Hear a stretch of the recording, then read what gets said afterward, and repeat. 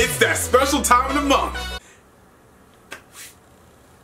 Out of context, that sounds worse than I meant. Let's restart.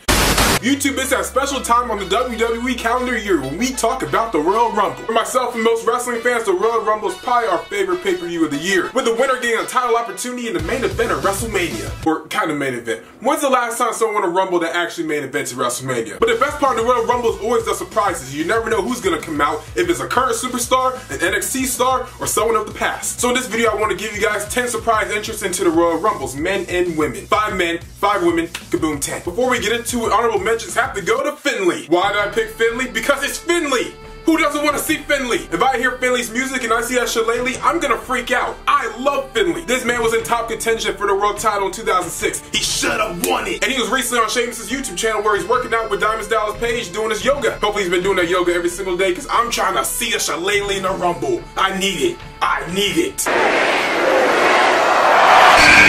Number 10, Rhea Ripley. We're going to take a man, woman, and all that kind of stuff. The Women's Royal Rumble is going to have a lot of surprises simply because the main roster of the women's division simply doesn't have enough people. If we're going to see it from NXT, NXT UK, or, you know, blast from the past. Rhea Ripley is simply one of the best women to have a surprise interest in this Rumble. So people who aren't aware of her in NXT UK as a whole brand will then want to check out Rhea Ripley on NXT UK on Wednesday. Also coming off her title loss at TakeOver Blackpool, I mean, this is a good stepping stone for her to still stay relevant. Where she can go in there and eliminate a superstar or two for the main roster, and maybe a couple of, like, you know, blast from the past girls. It's a way to get eyes on NXT UK and also to keep her very relevant. Ricochet. This is more of a fantasy of like an actual NXT storyline that's happening right now, with the current North American Champion Ricochet taking on Johnny Gargano at TakeOver Phoenix. For his North American Championship, personally, I feel like Ricochet would retain. Then he will go into the Rumble, get a huge pop from everyone there, and that'll lead into something to talk about in a little bit. The Rumble atmosphere of going over the top rope and finding clever ways to still stay in the ring, that is made for Ricochet. Have you guys ever seen the kind of stuff you can do? If you want someone that's going to get a big pop, kind of like how Adam Cole did last year, then Ricochet's your boy.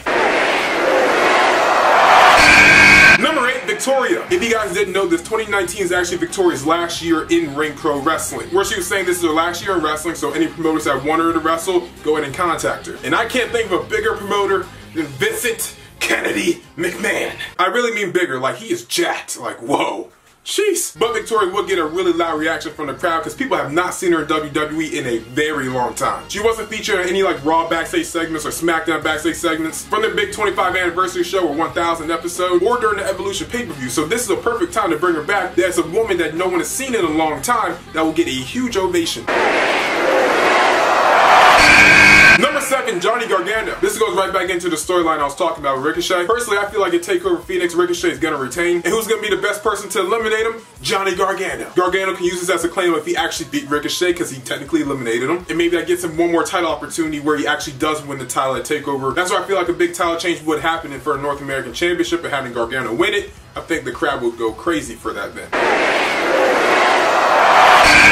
Number 6, Bianca Belair. For the same reasons that I talked about Rhea Ripley joining the Rumble, same things kind of apply to Bianca Belair as well. But the difference is, I actually think Bianca Belair is going to beat Shayna Baszler at NXT TakeOver Phoenix. And if she doesn't, I'll be upset. Now, this would not be a main roster call-up at all. For me, I feel like it's just the NXT Women's Champion, hopefully, crossing my fingers, showing up at the Royal Rumble and kind of making a nice little impact. It'll be the day right after she won the title, so yeah, maybe her ribs all taped up and stuff because Baszler just destroyed her. But she's on this undefeated streak right now, and maybe she can go to like the final 6 or final 4. And because it's a Royal Rumble, I mean, that's not a real loss, so like she can still keep her undefeated streak on top of still having stuff to brag about. It puts more eyes on Belair. She definitely deserves it because she's improved so much this year. And she is the new champion and beat someone like Shayna Baszler. She's going to need every ounce of credibility to her name as possible. Number 5, Kurt Angle. The last few times we see Kurt Angle, he's basically just been beating up Baron Corbin. Maybe Angle can get in there one last time just to eliminate Corbin just for, you know, giggles and whatnot. It's a great pop for the crowd. It's Kurt Angle. Like, who is going to complain if we see Kurt Angle in the Rumble? Not me. He'll be able to get in there and mix it up with different type of talent. If I can see a little sequence of like Rey Mysterio and Kurt Angle, or like Joe and Kurt Angle, or Orton and Angle. There's so many moments in the Rumble for like stare downs that we thought we would never see. Or to be like 2019, we're seeing Seth Rollins and Kurt Angle kind of face off. It's like, whoa, where'd all that come from? Number 4, 4, Melina, another woman superstar that's been left out of the current circuit of bringing back old women from the past. Did I just say old women? She's not old, alright? She's still in really good shape. But old as in like from a yesteryear. Melina's far from having ring rust. I mean, she's still wrestling on Independence right now. She's still really good. She can still do the split. So, hey, the crowd still pop for that. Same thing like I said for Kurt Angle. There's a lot of little dream sequences that you can still see. You can see Melina and Naomi, or Melina and Sasha, or Melina and, I don't know, feeling like Asuka. That would be kind of weird. Would it be though? I actually kind of want to see that now. Oh my god, Melina versus Alicia Fox. Nah, I gotta see that now. She can still go in the ring. There's plenty of people that she can have like little back and forth with in the Rumble. And the crowd will still remember who she is and why she's still like a pioneer in women's wrestling. Number 3, Shawn Michaels. This is probably where we're getting into the fantasy, probably not going to happen territory, but I just can't sit here and honestly think that Crown Jewel was the last ever match of Shawn Michaels. Now, there's been a lot of rumors that he might face Undertaker again in WrestleMania 35. Those rumors have kind of slowed down and no one's really talking about them anymore. So it's possible that he might not even come back to wrestling. Maybe that was his last match. Not to say that he would win the Rumble, but just think about it. If he did though, Shawn Michaels versus Daniel Bryan for the WWE Championship, you can't tell me that doesn't sound good. You can't tell me that match doesn't sound good. Or Shawn Michaels versus Brock Lesnar. That sounds like Shawn's official death. I'm kind of being a little redundant in what I'm saying, but again, so many dream sequences that you can see in that match. Especially a little back and forth between Rollins and HBK. That would be cool. Or Michaels and Gargano, or Michaels and Ricochet. There's so many opportunities to see stuff that you thought you would never see again. Maybe Shawn versus Ziggler. That would be dope. Number 2, Eve Torres. I feel like Eve Torres is the biggest name that we haven't seen on WWE in a long time that can make a return and really get a huge ovation from the crowd. Because she only left WWE a few years ago, her name is still pretty relevant in everyone's minds. She did accomplish a lot while she was in WWE. She's a multi-time Divas champion, and she was one of the few women's wrestlers that was really holding it down right before the women's evolution. With the likes of her and AJ Lee and Caitlyn, if those women had just stayed just a little bit longer, just a little bit, they would all be part of something that would make their career from good to like legendary. Plus, if you think back, Eve Torres was always really good in the ring. I'm sure she combined pro wrestling with her now jiu-jitsu expert whatever, of working with her husband in Gracie Jiu-Jitsu. She probably could pull off some stuff in the ring that we haven't seen out of her forever. Plus, she was like my favorite women's wrestler growing up, so I just really want to see Eve come back, because like she's awesome. And enough said. I don't have to explain anymore. Eve Torres is great. Enough said. Next.